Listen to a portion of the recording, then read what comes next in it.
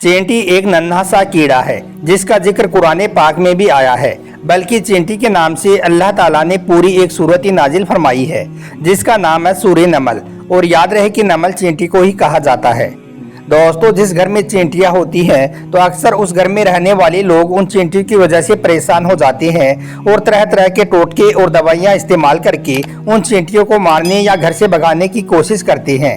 आज के इस वीडियो में हम आपको उस घर के हवाले से एक ऐसी हकीकत बताने वाले हैं जिस घर में चींटियों को मारा जाता है या फिर उनको घर से भगा दिया जाता है। फिर उस घर में जो कुछ होता है उसके बारे में जानकर आप लोग भी हैरान और परेशान हो जाओगे। और साथ ही इस हकीकत को जानने के बाद में आपकी जो चींटियों के साथ में दुश्मनी है वो भी पूरी तरह से खत्म हो जाएगी। इसलिए आज का यह वीडियो आप सभी के लिए बहुत खास है, आप इसको आखिर तक जरूर देखें और मेहरबानी करके शेयर भी कर दें ताकि और भी लोगों के पास में यह वीडियो पहुंच जाए। तो चलिए दोस्तों शुरू करते हैं। दोस्तों, कहा जाता है कि चींटियों की भी बस्तियां हुआ करती हैं और उस बस्ती में एक रानी भी होती है जो सिर्फ अंडे देने पर मामूर होती है। बाकी सब चींटियों के पास में अपना अलग अलग काम होता है। उनमें बहुत सी चींटियां ऐसी होती हैं जो बहुत मेहनती होती हैं, वो हर दम काम करती रहती हैं, वो किसी भी काम को अधूरा नहीं छोड़ती हैं। कहा जाता है कि चींटियों को बारिश तूफान आने का इल्म पहले ही हो जाता है, इसलिए यह बरसात के आने से पहले ही अपने खाने का सारा सामान जमा कर लेती हैं।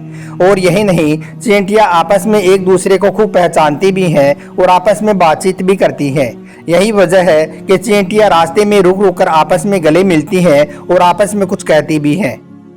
एक मर्तबा हज़रत अली रजी अल्लाह तआला अन्हो से किसी ने पूछा कि या हज़रत अली, आप चींटियों के बारे में कुछ बताएं। तो यह सुनकर फिर मौला अली ने चींटियों के बारे में पूरा खुतबा दिया। आपने फरमाया कि देखो, चींटियों का घर 3 मंजिला होता है। एक मंजिला पर यह अपने खाने का सामान रखती हैं, दूसरे में इनकी मुलाकात का कमरा होता है और तीसरे पर इनकी आराम करने का और सोने का कमरा होता है। और यह बरसात के आने से पहले अपने खाने का सामान जमा कर लेती हैं। और इनमें कुछ चींटियां मजदूर होती हैं जो हर वक्त काम करती रहती हैं। और इनके यहाँ शिफा खाने भी होते हैं कि अगर कभी कोई चींटी जख्मी हो जाए तो उसका इलाज भी किया जा सके। और यह इतनी ज़्यादा अक्लमंद होती हैं कि यह किसी भी मुसीबत को दूर से ही भांप लेती हैं। अब आपको हज़रत सुलेमान अलैहिस्सलाम के दौर का एक ऐसा वाक़या बताते हैं जिसका जिक्र कुरान पाक में भी आया है। रिवायतों में आता है कि जब हज़रत सुलेमान अलैहिस्सलाम अपना लश्कर लेकर चले तो उनका गुजर एक जंगल से हुआ। वहां पर चींटियों का एक झुंड पहले मौजूद था। लश्कर सुलेमान को देखकर उनमें से एक चींटी ने दूसरी चींटी से कहा कि जाओ और जाकर सब चींटियों से कह दो, बोल दो कि वो सब अपने अपने सुराखों में चली जाएं। कहीं ऐसा ना हो कि लश्कर सुलेमान चलता हुआ तुम्हें रोन डाले और उन्हें इसका इल्म भी ना हो। उस वक्त हजरत सुलेमान अलैहिस्सलाम का लश्कर उन चींटियों से 3 मील दूर था।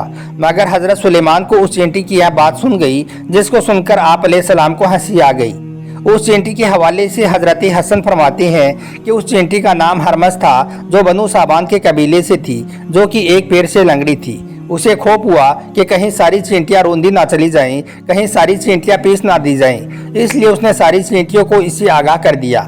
दोस्तों, यहाँ पर गौर करने वाली बात यह है कि चींटियों के पास में ऐसी कौन सी ताकत है? क्या उनके पास में उस वक्त कोई माइक्रोफोन मौजूद था? क्या उनके पास में कोई दूरबीन मौजूद थी? किस ताकत की बदौलत उन्हें 3 मील दूर से यह बात पता चल गई कि लश्कर सुलेमान आ रहा है? और फिर किस तरह से उन्होंने यह खबर सारी चींटियों तक पहुँचा दी कि सब अपने अपने घरों में चली जाओ?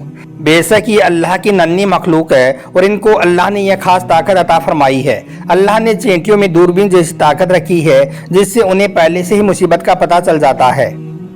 दोस्तों, अब आपको बताते हैं कि घर से चींटियों का मुसलसल निकलना किस बात की ओर इशारा देता है। तो आप गौर से सुन लीजिए कि अहले दानिश के मुताबिक जिस घर से चींटियां निकलना बंद नहीं होती हैं तो वो इस बात की तरफ इशारा होता है कि उस घर में रिज़्क़ की फरामानी है, यानी कि उस घर से अल्लाह राजी है।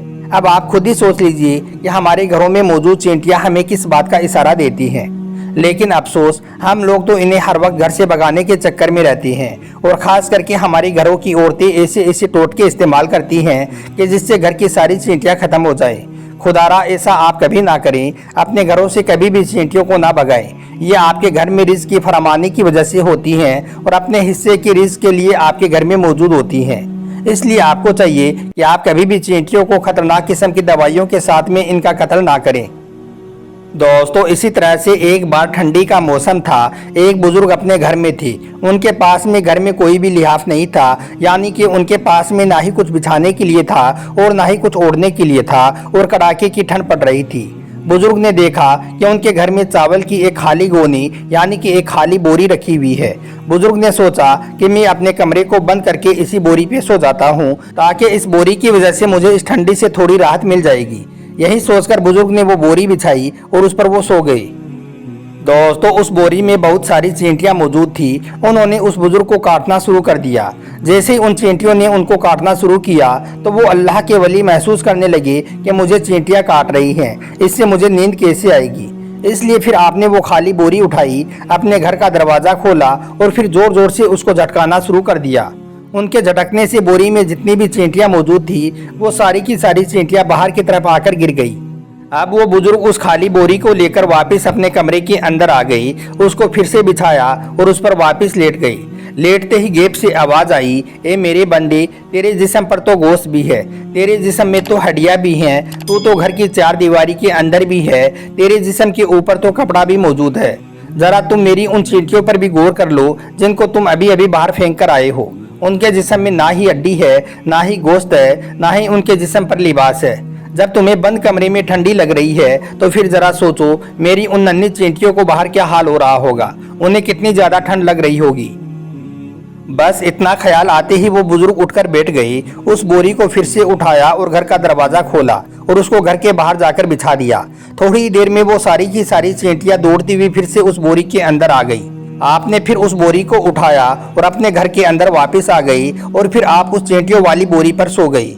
इतने में गेट से आवाज़ आई, ए मेरे बंदे, तू ताकतवर होकर मेरी कमज़ोर मखलूक पर आज तूने मेहरबानी की है। मैं भी ताकतवर हूँ, इसलिए मैं भी तुझ पर मेहरबानी करता हूँ।